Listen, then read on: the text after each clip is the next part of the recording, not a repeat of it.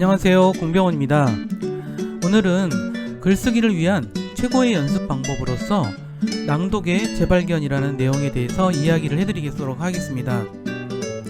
전체적인 내용은 낭독이라는 게 무엇인지, 그리고 낭독하는 방법에는 어떤 것들이 있는지, 그리고 낭독이 글쓰기에 어떤 도움을 주는지, 말하듯이 자연스럽게 쓰는 자연스러운 글, 이런 글은 왜 좋은 글이라고 이야기를 할 수 있는지, 그리고 조선시대 때 공부나 책 읽기는 주로 이렇게 낭독을 주로 했었거든요. 그래서 그 시절에 다산 정약용이라는 학자가 요약과 암기를 굉장히 중시했는데 그런 이유가 무엇인지, 결국 인류의 가장 오래된 언어인 그 말이라고 하는 것, 그런 것들이 지금에 와서 글쓰기를 위해서 어떤 의미가 있는지, 이런 점들에 대해서 이야기를 해보도록 하겠습니다.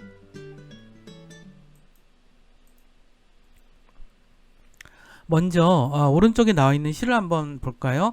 김소월의 시인데 산에는 꽃이 피네, 꽃이 피네, 갈봄 여름 없이 꽃이 피네, 산에 피는 꽃은 저만치 혼자 피어있네, 산에서 오는 새요 꽃이 좋아 산에서 산오라네, 산에는 꽃이 피네, 꽃이 지네, 갈꽃 여름 없이 꽃이 지네. 이러한 그 산유화라는 시인데 되게 듣기에도 굉장히 좋죠. 우리가 이 시인의 이분이 일제시대 때 살다가 불행하게 돌아가신 분인데, 이분이 쓴 시 쓸 때의 그런 느낌이 그냥 고스란히 우리들한테 들려오는데, 이걸 눈으로만 봐서는 이 시의 맛이 전혀 안 난다고 생각해요. 제가 뭐 이렇게 성우처럼 잘 낭독한 거는 잘 듣기 위해서 한다기보다도 제가 이 시를 음미하기 위해서 읽은 거예요. 그냥 낭독 독서법이라는 게 되게 중요하게 책을 좋아하는 사람들 사이에서는 이게 굉장히 매니아적으로 좋아하는 영역이 바로 이런 거예요. 낭독해서 책을 읽는 방법.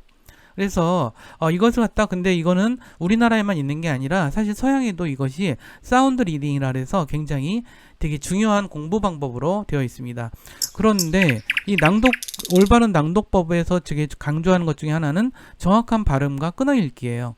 그랬을 때 단어들이 그 발음을 정확하게 소리를 내서 엉키는 발음을 이렇게 바로잡을 수 있다는 것이거든요. 그래서 끊어읽기를 통해서 호흡 조절하는 방법도 배우고, 그걸 통해서 낭독 스킬이, 그러니까 기술이 점점 좋아질 수 있다는 것이거든요. 그래서 자꾸 읽다 보면은 작가가 전달하는 의미를 우리가 내면화할 수도 있다, 이런 얘기를 하죠. 어렸을 때 구구단 외워보신 적 있으세요? 구구단 막 소리내서 외우잖아요. 그때 이제 그 소리내서 외우던 저는 벌써 이게 구구단을 외우던 게 벌써 뭐 40년이 다 돼가는데, 40년이 지났죠? 40년이 지났네요. 40년이 다 돼가는데 아직도 그 구구단을 외우던 그 구절이 기억이 나요. 그래서 그것처럼 우리가 소리를 내서 책을 읽으면은 그만큼 그 책의 내용을 더 할 수 있다라고. 근데 우리가 시도 때도 없이 도서관 같은 데서도 막 소리내서 읽을 수는 없잖아요. 그래서 조용하게 남들이 듣지 않을 정도로, 정말 나만 들을 정도로 작은 목소리로 이렇게 읽는 경우, 저는 이 독서법을 굉장히 권해드리고, 그 다음에 저는 이러한 낭독을 통해서 정말 글 쓰는 거에 대해서 재미도 많이 붙이고 글 쓰는 것도 많이 늘었고, 그런 거라서 이런 방법에 대해서 제가 설명을 하게 됐습니다. 결국은 이 낭독이라고 하는 것에는 이런 얘기를 하더라고요. 이 낭독이라는 게 음독을 하다 보면 그 어법이나 문법을 점검해 볼 수 있다고 얘기를 해요. 왜 그럴까요? 사실 인류의 역사를 지금 어떻게 보나요? 인류의 역사를 거의 뭐 100만 년? 뭐 이렇게 보더라고요. 인류의 역사를. 근데 문자의 역사는 어느 정도겠어요? 문자의 역사는 8,000년밖에 안 됐어요. 정말 짧죠. 전체 인류가 말이라는 거를 구사하기 시작한 이후로 그렇게 이렇게 이런 글자를 쓰기 시작한 거는 8,000년밖에 안 돼요. 그 정도로 사람의 저기는 말을 기본으로 한다는 것이거든요. 그러다 보니까 사실은 말을 글로 담은 거지 글을 말로 담은 게 아니거든요. 그래서 역으로 보면은 우리가 그런 문장을 읽다 보면은 그 문장의 어법이나 문법을 잘 점검할 수 있다는 뜻이에요. 그래서 잘 안 읽혀요. 문장이 잘못됐거나 이런 문장이 잘 안 읽힌다는 거죠. 그래서 은율이 살아 있어서 읽기가 편하다면 잘 쓰여진 문장이라고 볼 수도 있고, 사실 이제 낭독은 주의력이 높아지는 것뿐만 아니라 읽다가 빠뜨린 문장도 기억나지 않게 기억하게 해주는 그런 습관이 있습니다. 그래서 우리가 중고등학교 때는 뭐 읽으면서 많이 좀 외웠잖아요. 어쩌고 저쩌고 어쩌고 저쩌고 막. 근데 대학교 오면서부터는 그런 습관들이 많이 없어진 것 같아요. 그래서 낭독의 방법으로는 크게 어느 정도는 큰 소리로 읽는다, 적당한 속도로 읽는다, 마지막으로 끊어서 제대로 읽는다, 이런 거죠. 저도 이제 이런 강의로 영상을 만들면서 어떤 면에서는 책을 이렇게 텍스트를 읽는 거잖아요. 그쵸? 저도 이렇게 교환을 이렇게 어떤 분들은 교환의 내용이 너무 많아요 막 그러던데 저도 이 교환을 봐야 얘기를 할 수가 있거든요. 그래서 이렇게 올려놓고 이제 하는데 어떤 면에서 이제 교환을 읽는 방식인데 저는 이야기하듯이 이렇게 교환을 이야기하듯이 풀어나가는 과정을 이제 많이 연습을 하다 보니까 이렇게 된 것 같아요. 그래서 이제 그런 것들을 여러분들한테 말씀을 좀 드리는 거고요. 이제 이런 부분이 있어요. 고미숙 씨라고 이분은 이제 몸에 대해서 많이 이제 그런 연구나 이런 것들을 많이 하셨던 분인데 낭독의 달인 호모 큐라스라는 뭐 책에서 그런 얘기를 하더라고요. 귀가 열리면 그때부터 내적 공명을 경험하게 된다. 우리가 누군가가 한 이야기를 우리가 듣는다는 것은 그분이 공기 중에 만들어낸 소리의 파장을 우리 귀가 그 파장을 감지해서 그것을 우리 내부의 그 뇌에서 그 파장을 갖고 해석해내는 것이 바로 소리를 듣는 과정이에요. 그쵸?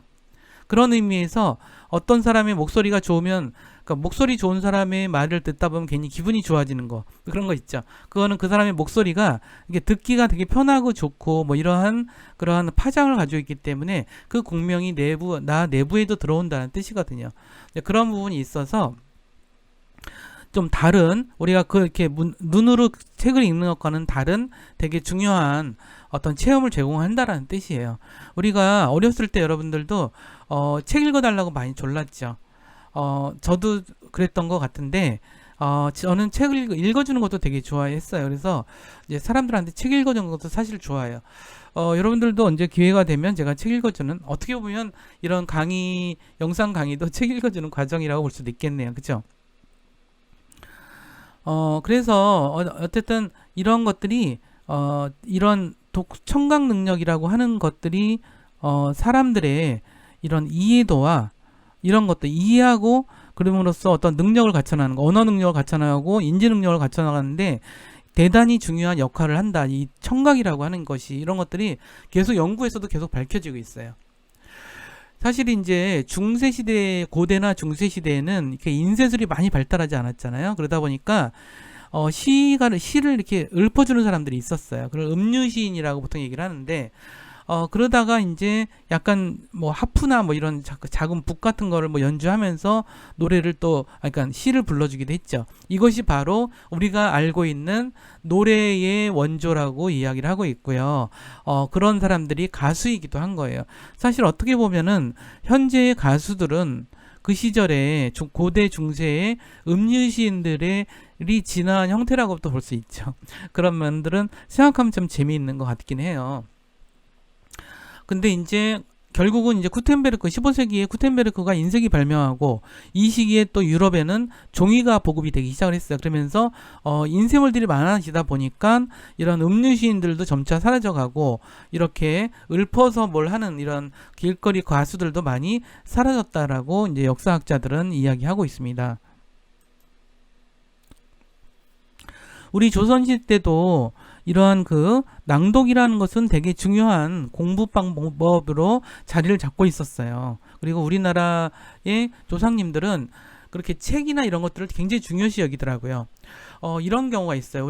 제가 프랑스에서 뭐 오르세 박물관, 그다음에 어쨌든 그 박물관들을 좀 구경을 간 적이 있는데 거기 가보니까 우리나라 책이 엄청 많은 거예요. 우리나라 문화재도 엄청 많고 근데 책이 많은 거에 놀랐어요. 근데 그들이 침략해서 약탈을 하고 간 곳은 사실 강화도였거든요. 강화도가 물론 양반들이 좀 어느 정도 살고 이랬다고는 하지만 강화도가 사실은 이제 좀 외진 곳이었잖아요. 조선시대에도. 그런데 그 외진 곳을 며칠을 약탈해서 갔는데도 책이 그렇게 많았던 거예요. 근데 그걸 보고 프랑스 사람들도 깜짝 놀랐다는 얘기를 해요. 그러니까 우리나라 사람들은 그렇게 책이라고 하는 것을 일상적으로 많이 보던 민족이었던 것 같더라고요. 근데 세종 그 조선왕조실록에는 이제 세종대왕이 그 책이 없어서 사람들이 필사를 해서 외운다는 소식을 듣고 이제 책을 막 보고배고 막 이랬던 기록도 있더라고요.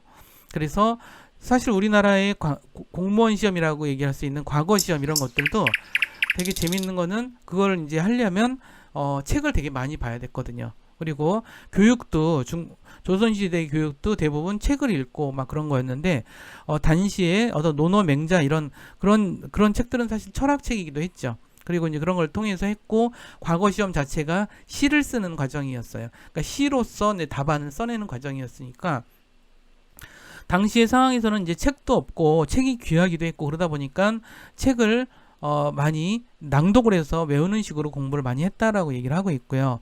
그 다음에 책을 또 베껴 쓰는 것도 열심히 했다 그러더라고요. 책이 워낙 비싸니까 그걸 빈 책을 사서 거기다가 이제 베껴 써서 그거를 읽으면서 공부를 했다라고 이야기를 하더라고요. 그래서 이 낭독의 공부법은 지금은 사실 많이 없어진 것 같긴 한데 되게 중요한 책 읽는 되게 중요한 방법이었고 조선시대 때는 책을 전문적으로 읽어주는 사람도 있었대요. 조선 후기에는 우리나라가 정말 역사가들은 소설의 시대라고 부를 정도로 엄청나게 소설들을 사람들이 많이 봤어요. 그때 책을 전문적으로 돈을 받고 읽어주는 사람을 전기수, 강담사, 강독사, 강창사 뭐 이렇게 보통 얘기를 하는데 여기 이름에 따라서 약간 좀 이렇게 조금 다른 것 같더라고요. 그래서 이제 이때 춘향전, 흥부전, 뭐 배비장전 뭐 아무튼 그런 우리가 지금 들어서 알고 있는 그 많은 이야기들이 그 소설들이 이 시절에 나왔고 이런 것들을 읽어주는 그런 방식이었다는 거죠.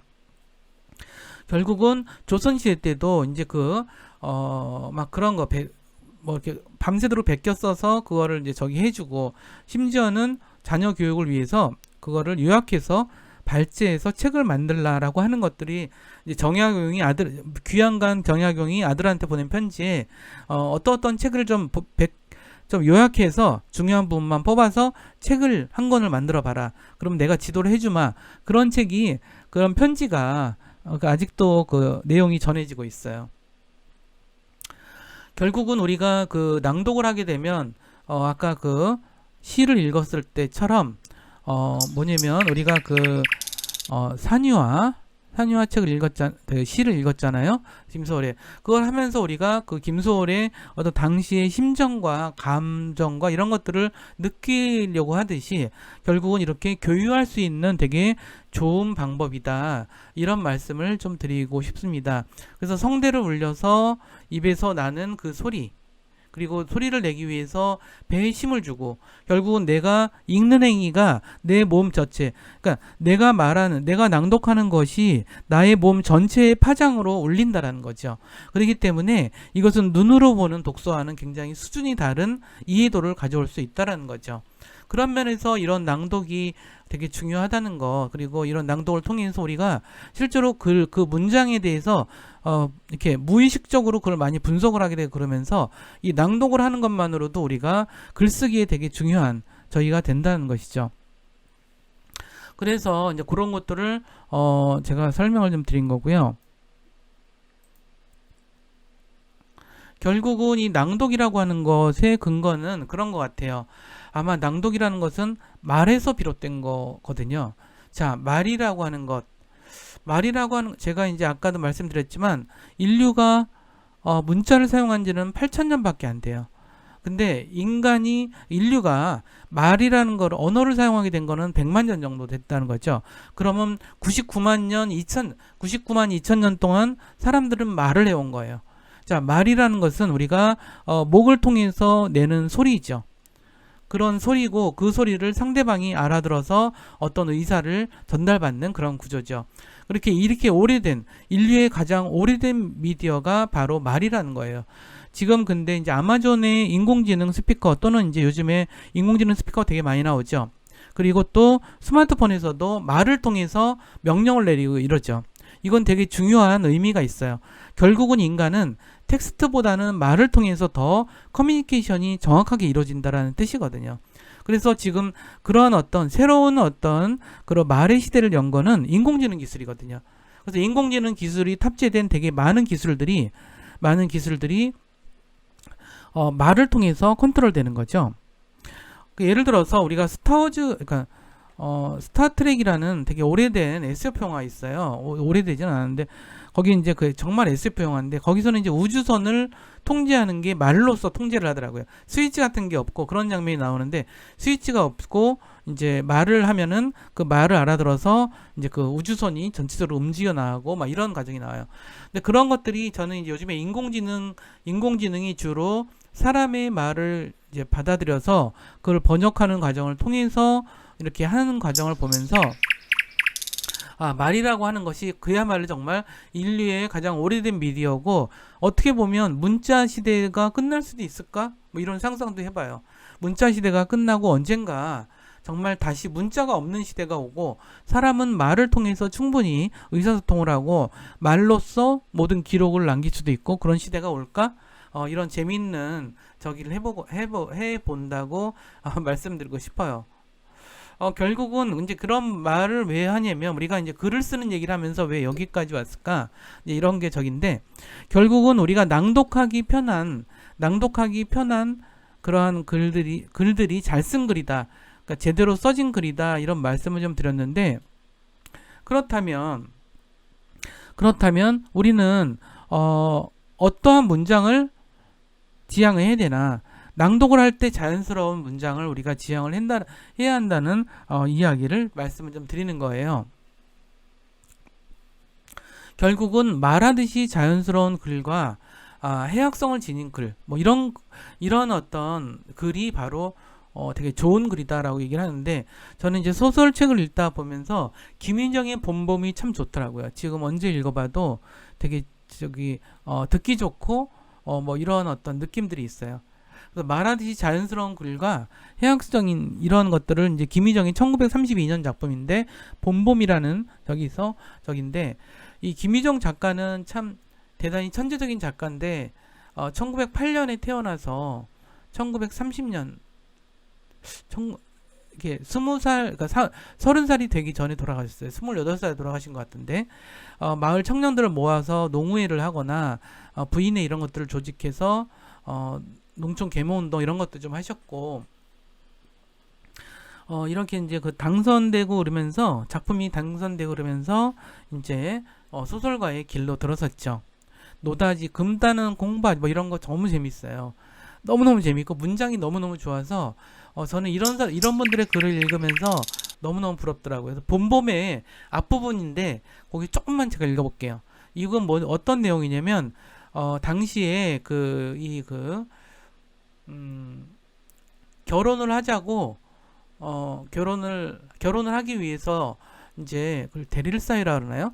그러니까 이제 그 장인어른 집에서 몇 년 일을 하고 그 보답으로 이제 결혼을 하고 뭐 그런 풍습이 있었나 봐요.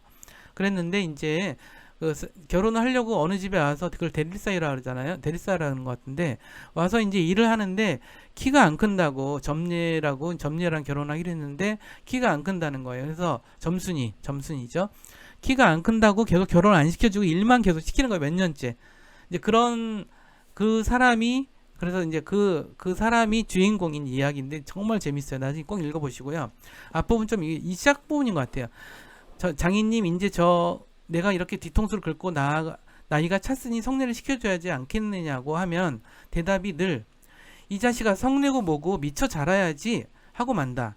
이 자라야지 한다는 것은 내가 아니라 내 아내가 될 점순이 키 말이다. 내가 여기에 와서 돈 한 푼 안 받고 일하기를 3년 하고 꼬박 7달 동안을 했다.